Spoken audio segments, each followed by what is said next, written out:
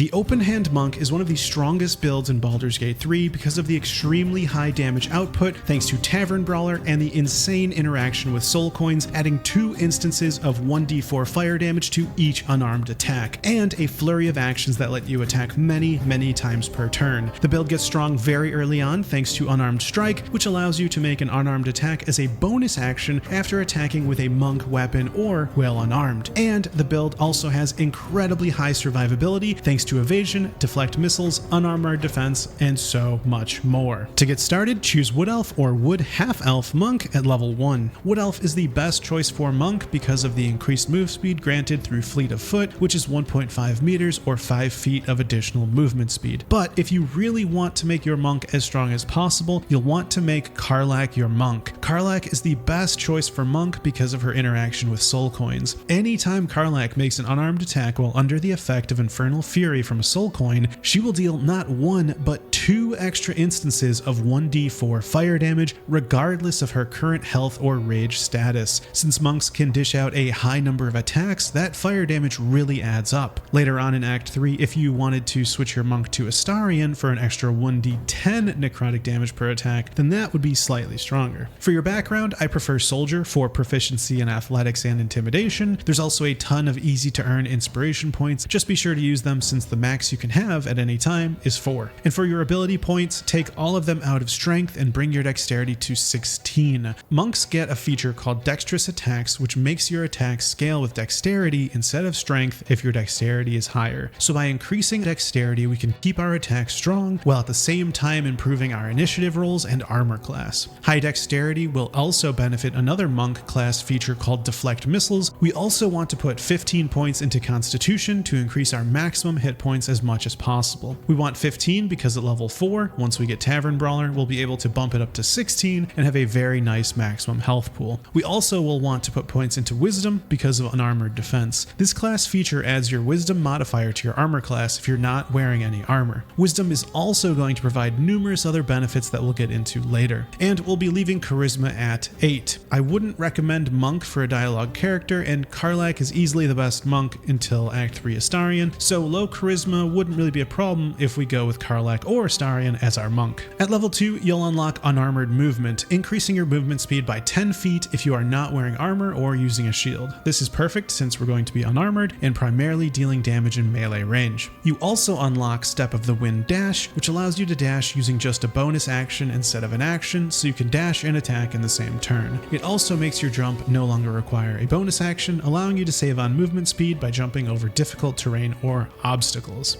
At level 3, you'll unlock your subclass. Choose Way of the Open Hand. This unlocks Flurry of Blows, which come in 3 varieties, but all 3 of them cause you to punch twice in quick succession, which, when you have Infernal Fury, will add 1d4 fire damage twice to each attack, meaning with a single Flurry of Blows, you'll deal an additional 4 instances of 1d4 fire damage. Flurry of Blows Topple is one of the best of the 3, possibly knocking your target prone. Once prone, all attacks made within 10 feet of the target will have advantage, which is great if you have other melee in your party, and the target will also have disadvantage on strength and dexterity saving throws. But let's be honest, Shadowheart will still probably miss her Sacred Flame. Flurry of Blows Stagger causes your target to become unable to take reactions. This can be useful to help a teammate disengage without getting hit by an opportunity attack, or against the Flaming Fist in Act 3, which have lots of reactions. And last, Flurry of Blows Push knocks your target 17 feet away. This can be very helpful when used to push an enemy off a cliff or high place for bonus damage or into a chasm for an instant kill. And at level 3, you'll also unlock another class feature called Deflect Missiles. This allows you to use your reaction to reduce the damage from a ranged weapon attack by 1d10 plus your dexterity modifier